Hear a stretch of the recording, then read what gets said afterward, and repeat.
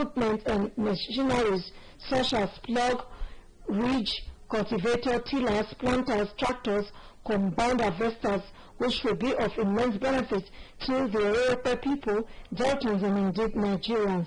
The proposed legislation provides for funding of the university from Agricultural Intervention Fund of the Federal Government, Education Tax Fund, Niger Delta Development Commission, NDDC, and any other source of funding as may be determined by the Federal Government.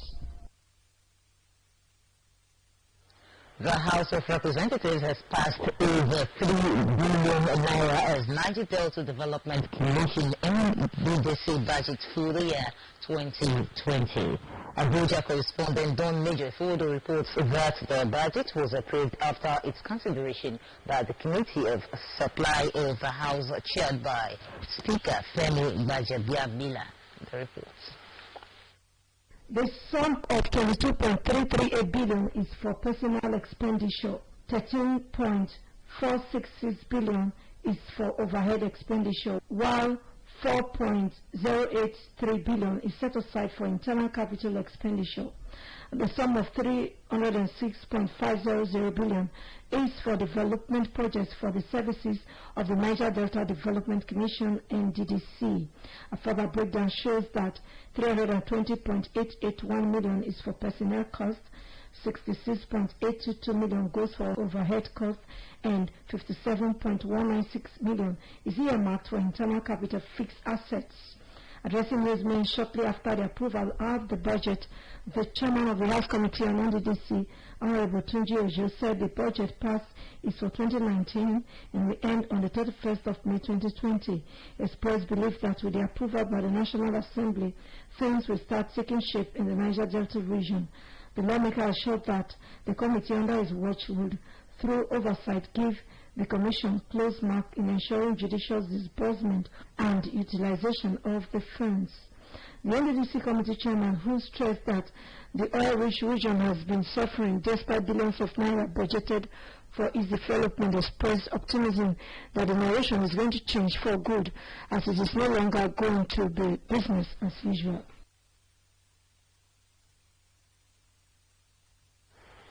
Still from the federal scene, the House of Representatives has called for a review of the curriculum of tertiary institutions to reflect present stage of needs. Abuja correspondent Don Major Fodo reports that the House also urged the National Universities Commission (NUC) in collaboration with tertiary institutions to plan the curriculum in line with what is needed for graduates' performance in workplace and national development. The reports. This resolution of the House followed a motion moved by Honorable Kabiru Amadu at plenary on Wednesday. Presenting the motion, Honorable Amadu noted that Nigeria's educational curriculum is in dire need of innovation that is critical to national development and sustenance. He said that the curriculum that is being implemented today by institutions was designed about 30 years ago, first making it inadequate to meet the present-day needs of employers of labor. The lawmaker further stressed that a review of the curriculum would help students from secondary level to have better and quality education while making them relevant to the labor industry and being globally competitive. The House, however, resolved that the National University Commission (NUC), in collaboration with tertiary institutions, should come up with a curriculum that is in line with what is needed for graduates' performance in workplaces and national development.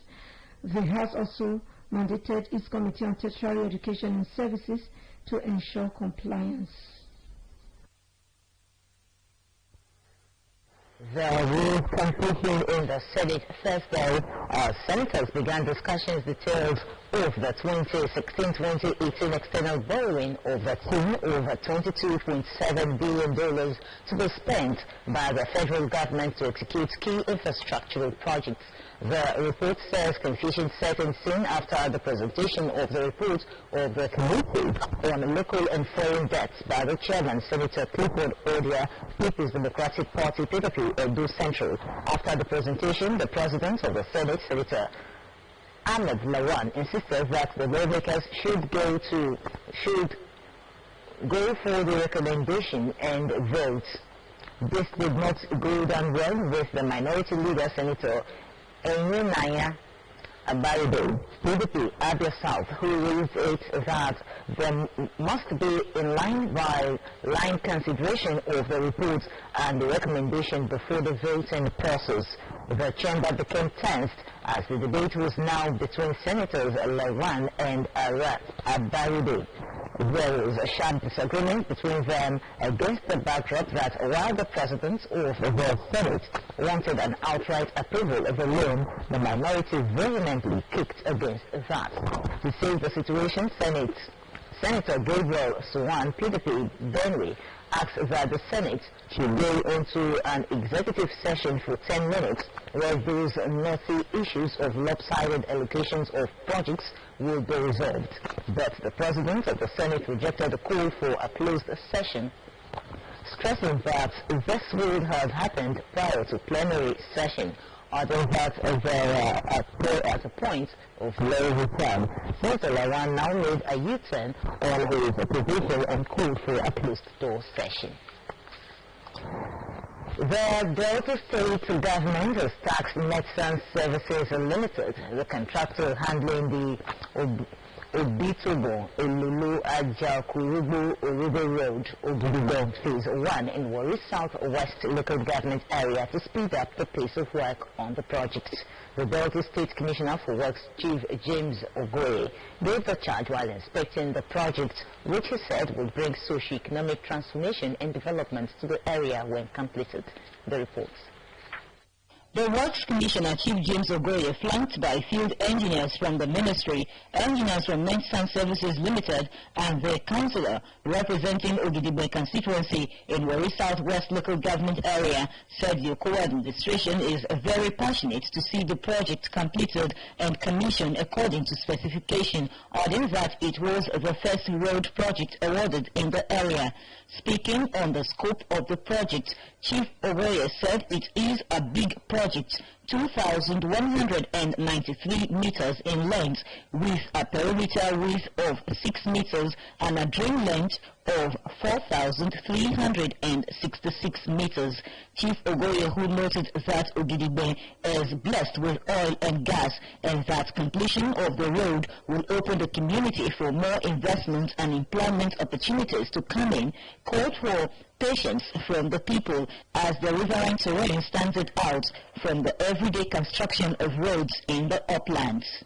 The Works Commissioner upheld the standard of work which he scored high, but decried the low pace of work, saying there was need for more to be done to ensure Governor Okowa's drive for socio-economic development and urban-rural business link is achieved for a stronger Delta. This is one of the very first projects we awarded in the riverine area. And the quality of work in terms of the drain is okay. But the pace of work, I must confess, is very, very slow. Very, very slow. I've also spoken to the contractor and appealed to him to increase the pace of work. But the quality of work is okay.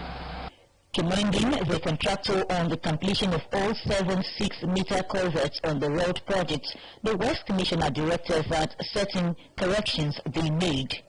He said the grasses on the sides of the road be removed before more sharp sands is laid. The thickness of the slab corrected to 150 according to specification as against 100 on ground now, and that a concrete bond work be done at the edge close to the river to handle erosion. For their part, the Director of Medicine Services Limited, Mr. Emmanuel Natuke, and the site engineer, Mr. William Osagi, blamed the slow pace of work on the logistics involved in transporting heavy construction equipment and materials to site, noting, however, that they have started casting the slab in some portions of the road. Commending the peaceful disposition of the community members, they promised to do more to speed up the job, assuring that the job will be completed in 80 days according to standards and specification. That in another 75 to 80 days, we will have this project completed. Our batch arrives, before it lopsided, it takes up to 4 or 5 days. And you know what that means. So that has been the major challenge. The councillor representing Ogidigbe constituency in Warri South-West local government area, Mr. Raymond Amorigo Yepira, Youth President Ogidigbe, Mr. Jonathan Omasheye, and Mrs. Emilia Ajekarabiana, who are all members of Ogidigbe community, thanked Governor Okowa for the project and commended the Works Commissioner for the concern, as it was not the first time he was visiting the site. They promised to remain peaceful and supportive to the contractor and asked for more developmental projects to compensate for the effects of oil and gas exploration in the community. When you talk of restingness, Ogidigbe is not part of it. We have never been known for that. Everything we do here is done accordingly. Everybody knows their role. The youth knows what to do. The elders knows what to do. The women, they know what to do. So you don't have problem here. Everybody does what they have to do at any point in time, whenever is necessary. So we are cool. We are not resting. When the road good, so the road they go reach them, you just pack the load enter. They don't go stress. This road is good well for the market women. The 2.1 kilometer road, when completed, will, among other things, serve as a link between 5 communities. Aries, Osima, and Nirata for DRTV News. One of the critical issues raised at the advocacy visit to the Delta South Senatorial District by the Special Advisor to the Governor on Rural and Community Development, Right Honorable Manuel Okoye, was the need to stop gas flaring in the Niger Delta region this year. The President General of Physical Development Union, IDU nationwide, Chief Udu Alebe, called on the federal and state governments to prevail on oil firms operating in the Niger Delta region to stop gas flaring in Nigeria in 2020. Correspondent Nelson Mola completes the report.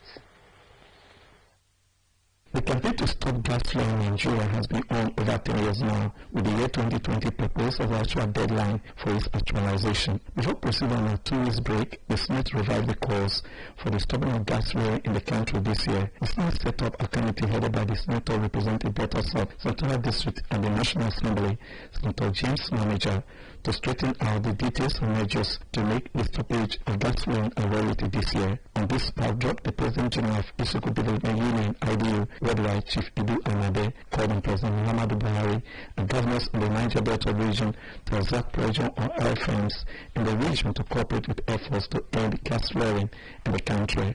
Chief Anabe noted that there are a lot of economic and health benefits to derive from the stoppage of gas flaring in the country.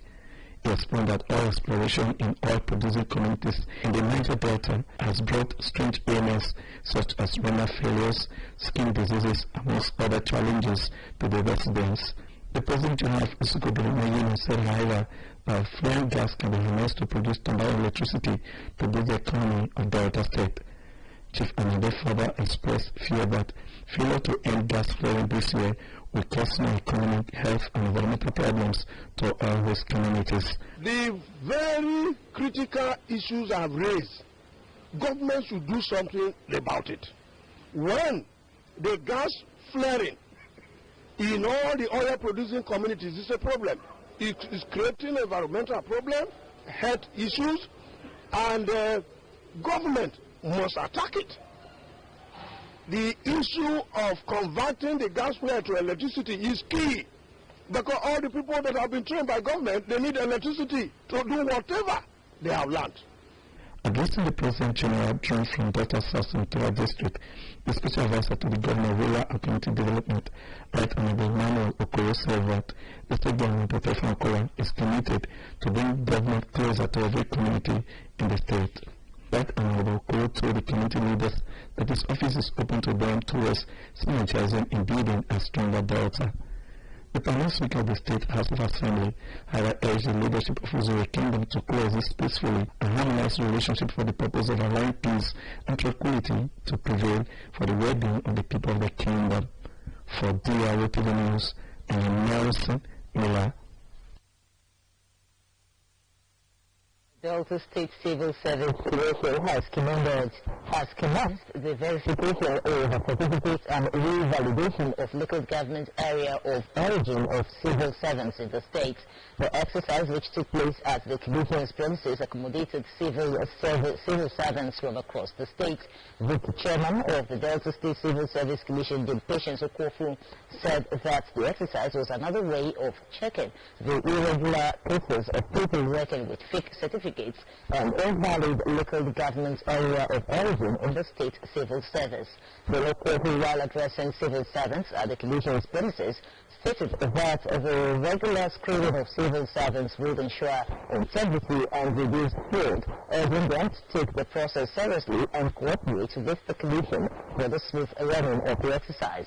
The chairman, who spoke to the press, revealed that the Commission has reason to double-check all certificates, as it was the constitutional function and responsibility to carry out the exercise occasionally to screen out those parading fake certificates and local government area of origin in the system. She stated that the exercise was not to witch-hunt anybody, but to strengthen the standard for the system, promising that the verification process will be handled by experts. Then Okofu added that the exercise would last till July this year, with the assurance of sanitizing the state civil service to meet up with the right and basic standards in order to produce effective workforce.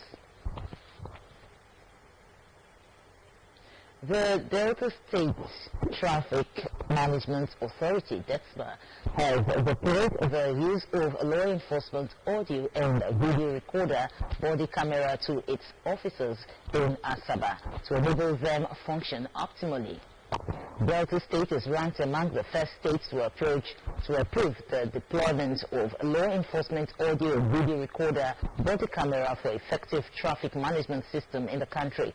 At the flag-off ceremony of the device in his office, the Director General of DETSMA, Azubike Ida, affirmed that the body cameras were deployed to enable the officers carry out their operations and enforcement of duties effectively. He stated that the device would help forestall future harassment and assaults meted on the officers in the past on the line of duty, saying the mobile device were meant to protect the officers and the traffic offenders. Explaining the functions of the device, the DG stated that it could snap pictures, record videos in real time, date and location via the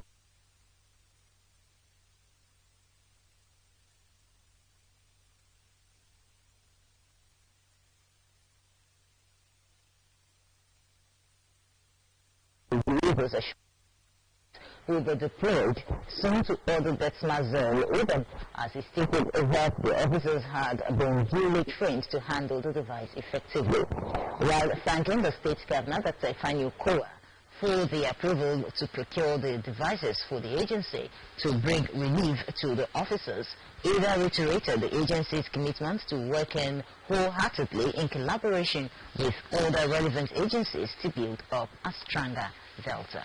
You're watching the DRTV main news. Details of more reports will come your way, to stay with us.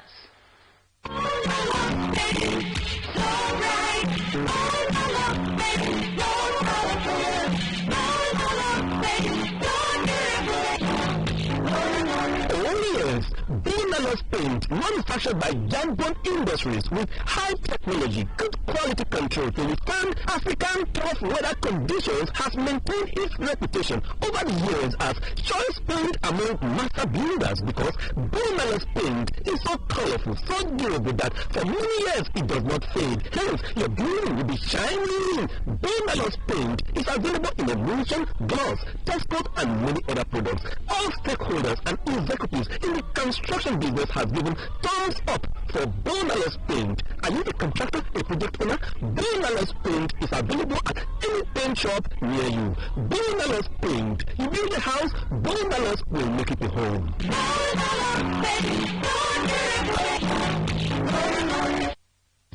This is a ShopRite supermarket, which means it's also a world-class butchery and a bakery. It has everything from fresh fruits and vegetables to your favorite local and international brands at the lowest prices. Maltina 330 ml non-alcoholic malt drink at 129 naira 99 kobo. Lloyd 750 ml London dry gin at 999 naira 99 kobo. Get everything you need under one roof at ShopRite. Lower prices you can trust always.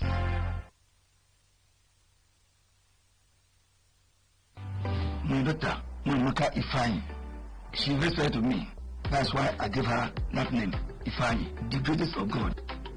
My wife and I are farmers with only primary school education. I was approached some time ago to send my daughter to abroad. I said no.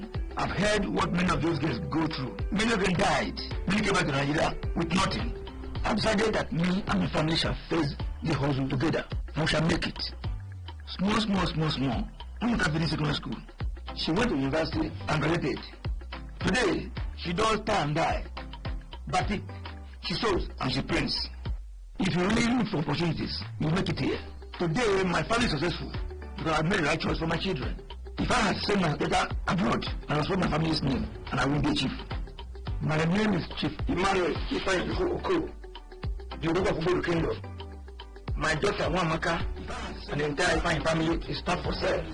And I will be chief.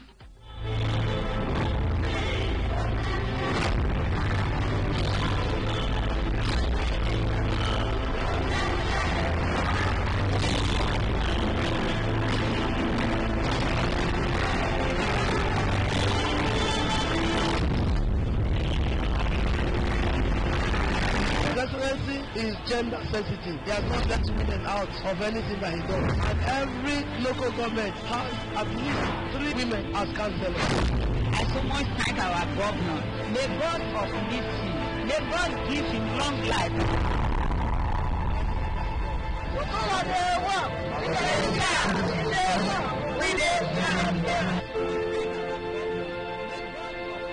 They take care of us. I want to say very big thank you. On behalf of the widows, they do not have anybody to care for them, but no one understands that right.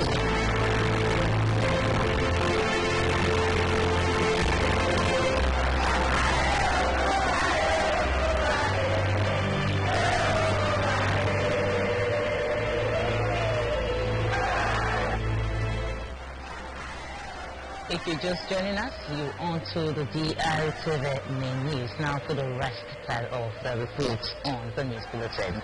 Following the interim suspension of Comrade Adams Oshimole as the national chairman of the All Progressive Congress, APC, by a federal high court in Abuja on Wednesday, APC has named new officers. The report says, however, the outlines of a power play with the leadership of the party emerged on Wednesday evening as the National Working Committee, NWC, approved the nomination of Waziri Bulama as the party's acting national secretary. Mr. Victor Giagon, a former commissioner in Rivers State, had acted at the capacity and earlier briefed Nisman on development about the national chairman. The National Working Committee, in a statement by the party's national publicity secretary, Malam Alare Isa Onelu, also approved the appointment of Senator Abiola Ajimobi as a Deputy National Chairman South and Mr. Paul Chukuba as National Auditor. Chief Victor Diego, who had been the acting National Secretary of the party, had earlier said that the party will abide by the court order suspending the National Chairman. Meanwhile, a federal high court in Kano has set aside a ruling of the FCT High Court suspending the National Chairman of the All Progressives Congress, APC, Adams Oshimole. Justice Louis Alagua on Thursday ordered the police and departments of state service, DSS, to provide security for Oshimole to resume in his office. On Wednesday, Justice Danlemi Senchi had granted an order of interim injunction stopping Oshimole from parading himself as the APC national chairman. However, as after the ruling, Oshimole appealed the judgment at the Court of Appeal Abuja Division. The Kano High Court ruling was reportedly delivered by Justice Lewe Alagua, but it is yet unclear who filed the case or where the court has the jurisdiction to set aside the previous ruling. As the world marked 25 years since the historic Beijing Declaration and Platform for Action advance women and girls' rights, UNICEF has warned that much more needs to be done to protect the rights of children, particularly from violence. In a new report released tagged A New Era for Girls, taking stock on 25 years of progress, UNICEF, Plan International and UN Women revealed that violence against women and girls is still common despite significant gains in education globally. The representatives of UNICEF in Nigeria, Peter Hawkins, said that after 25 years, the world, including Nigeria, is still a very violent place for girls and women. According to the reports globally, 1 in every 20 adolescent girls aged 15 to 19 years, around 13 million, has experienced forced sex, one of the most violent forms of sexual abuse women and girls can suffer. It also revealed that in Nigeria, 1 in 4 girls has suffered sexual violence, yet very few of them seek professional help, preferring to keep their abuse secret, adding that only 2% of girls aged 15 to 19 years who ever experienced forced sex sought help from professionals. The organization also said a report by Associated Generation Equality Campaign noted that the number of out-of-school girls has dropped by 79 million in last 2 decades worldwide. Hawkins expressed the belief that there are things that can be done urgently to change this. According to the UNICEF representatives, there is a need to invest in protection services and support programs that give survivors of violence an opportunity to speak up and to be healed. He said there is need to work with local communities to change practices that make women and girls vulnerable to violence and abuse, to speak to our children, girls and boys, to ensure that they grow up knowing that such violence is unacceptable. He maintained that violence against women and girls, which is long overdue, can be ended, stating some remarkable gains made in the 25 years since the Beijing Declaration. Despite the ongoing violence, Hawkins said globally more girls are going to school and staying in school than ever before. He said in Nigeria there is still a long way to go to ensure equality of education of girls, especially in the northeast where 60% of out-of-school girls in Nigeria are located. The UNICEF Executive Director Henrietta Fore said 25 years ago the world government made a commitment to women and girls, but they have only made partial good on the promises. According to the director, while the world has mounted the political will to send many girls to school, it has come up embarrassingly short on equipping them with the skills and support they need, not only to shape their own destinies, but to live in safety and have dignity. He said girls today are at a starting mix of violence in every space globally, both online and in the classroom, home and community, leading to physical, psychological and social consequences. The President General of Urhobo Progress Union, UPU, Ologun Moses Tiger, Thursday led his executive members to Warri Kingdom and Agadama community in Urhobo North local government area to condole with the people of the kingdom over the recent attack on them by suspected herdsmen. The RTV news correspondent Kingsley Aro was there with UPU delegation during the visit and now reports.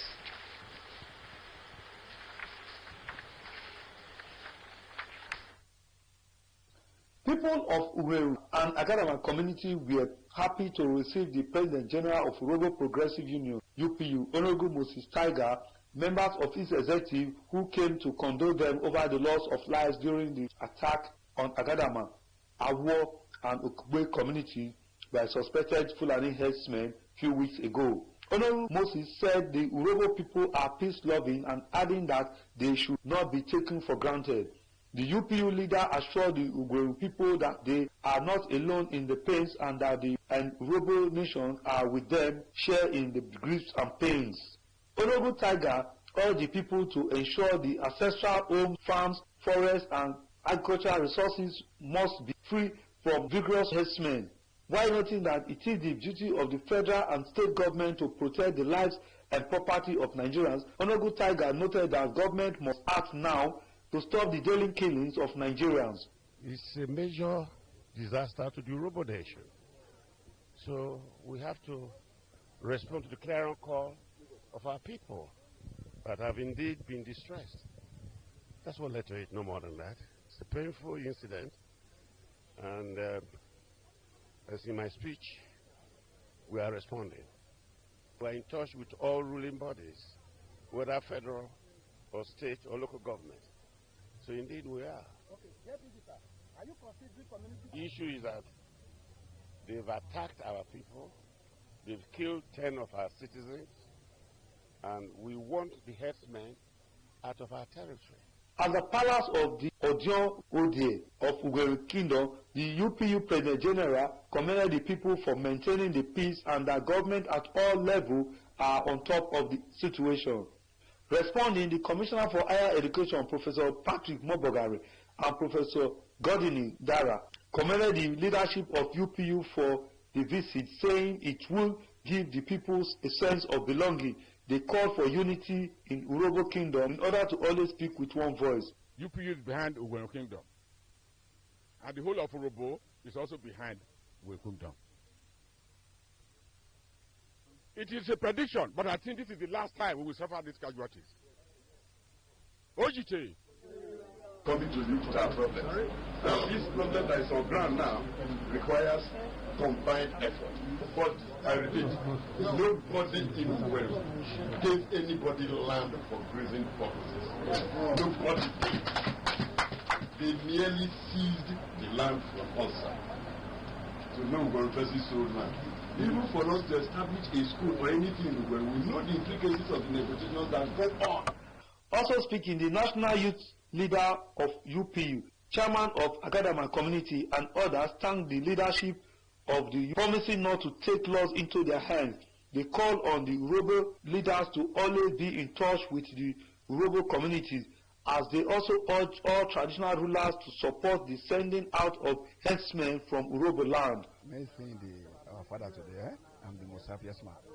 I know with his coming, there's going to be a solution. We, the Urhobo youth, we will not fold our hands over what is happening in our land by the Fulani herdsmen. We will take challenge by this time. Our fathers have spoken that they want the Fulani out of this land. And that is what we stand from. The UPU later presented food items to the affected community. For drtv News, Kingsley Ago reporting.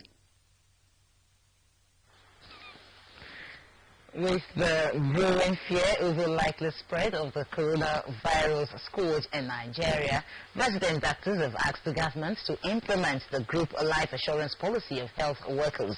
The report says the health workers accused the government of failing to implement the policy, which they noted was a contract of insurance designed to provide full payment of capital sum to the dependents of an employee who dies while in service.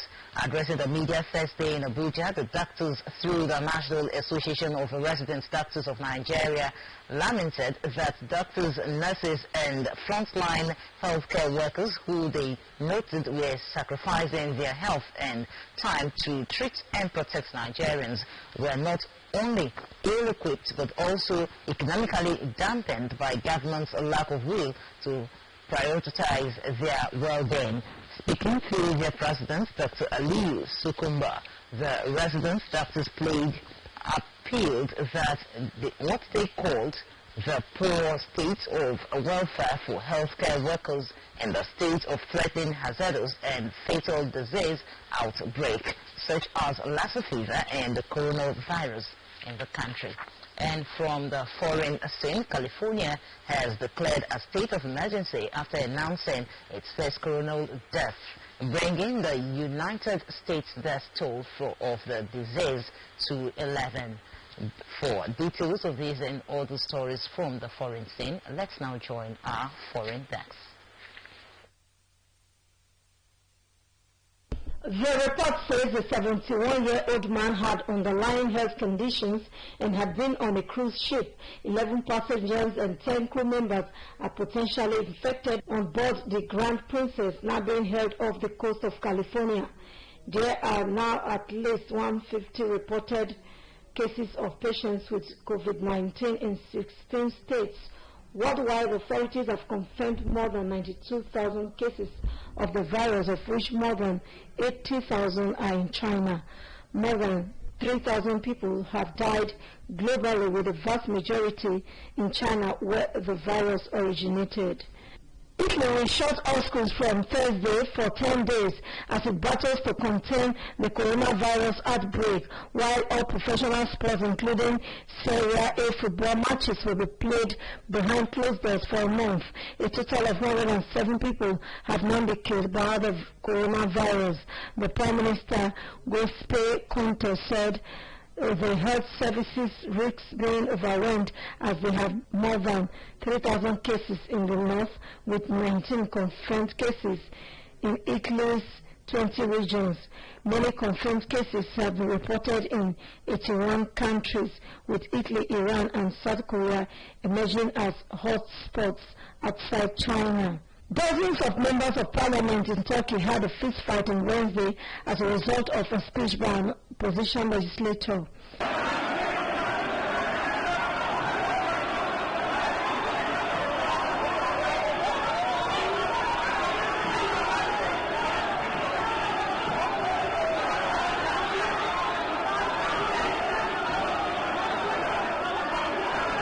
Engin Özkök, a legislator from the opposition Republican People's Party (CHP), accused the president Recep Tayyip Erdogan at a news conference of disrespecting soldiers killed last week in Syria's Idlib region.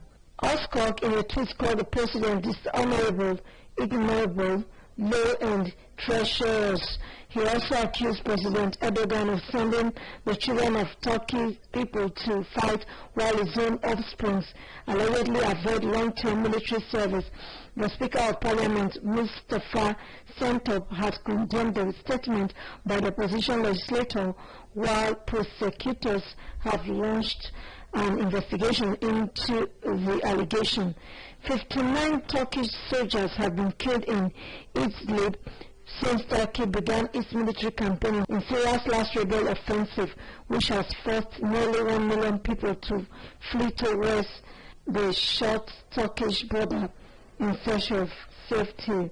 President Recep Tayyip Erdogan will try to reach a deal on a ceasefire over Idlib when he meets with Russian counterpart Vladimir Putin in Moscow. And on sports, Norwich City on Wednesday handled Jose Mourinho's Tottenham Hotspur out of the FA Cup, with Paris Saint-Germain demolishing Lyon 1-5 in the French Cup. Details of this and other stories would come your way shortly on this report from our sports desk. After Liverpool's shocking exit from the FA Cup on Tuesday following a 2-0 defeat to Chelsea FC, Jose Mourinho's Tottenham Hotspur followed same route with a 2-3 defeat to Norwich City. Tottenham Hotspur had opened scoring in the 13th minute. I think Paul Tierney's going to have a word. That was a look here for Lo Celso. Krul taken out of the game, and Vertonghen. With that goal, Jose Mourinho's side maintained the lead till the 78th minute, when Norwich City got the much-needed equaliser. Kane drills it, Worms lost it, and Gomez scores!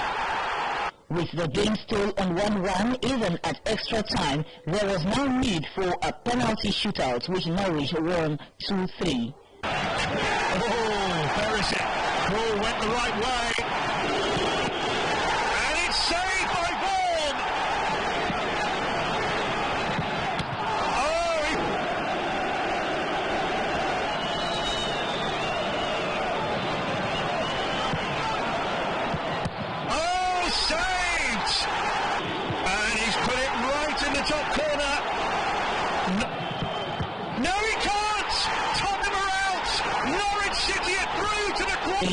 midweek FA fixtures played, Leicester City defeated Birmingham City by a lone goal, and Sheffield Wednesday lost to Carabao Cup holders Manchester City by a lone goal, while Derby County hosted Man United 9:45 p.m. Nigeria time on Thursday.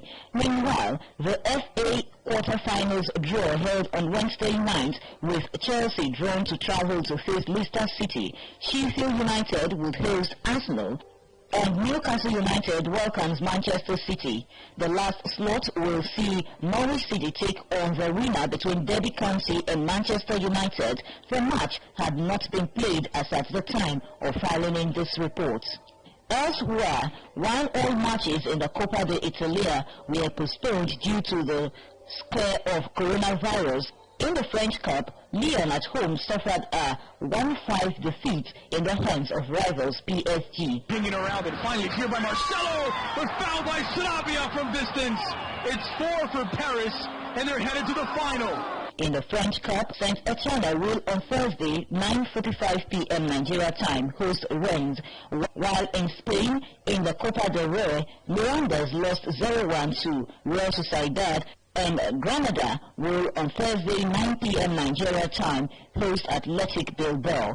In Germany, DFB Cup, Bayern Leverkusen defeated FC Union Berlin 3-1, and Werder Bremen lost to Frankfurt 2-0.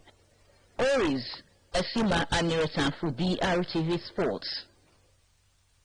Now for an outlook at the weather report in Warri and its environs for Friday 6 March through Sunday 8 March 2020. On Friday there will be rain showers and afternoon clouds with temperature rising up to 34 degrees Celsius high and 26 degrees low. On Sunday there will be rain showers. The day will be partly sunny with temperature rising up to 33 degrees Celsius high and 25 degrees low. The Warri weather report is courtesy timeanddate.com.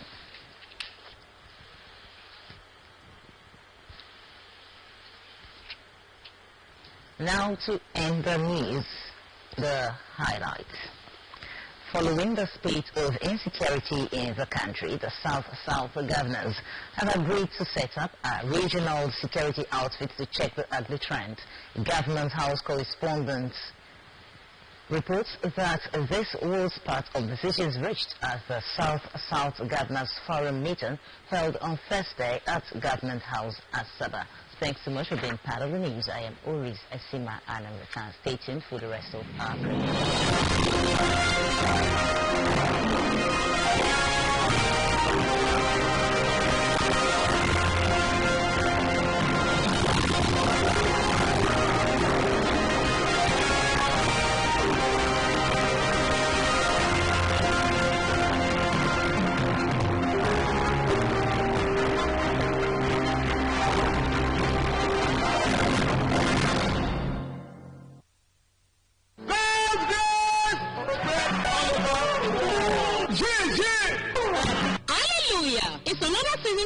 to honor the women of God's Grace Mission Incorporated worldwide as they hold 2020 Women's Week celebration, where they will officiate in the service, present drama, quiz, song ministration, and lots more. With Jesus Holiness and DKG Daniel Mary Jesu, the Demon Destroyer, also known as Surat Leje, the world leader, Jesus Doctor, the Apple of God's Eye, the only begotten Son of God, founder God's Grace Mission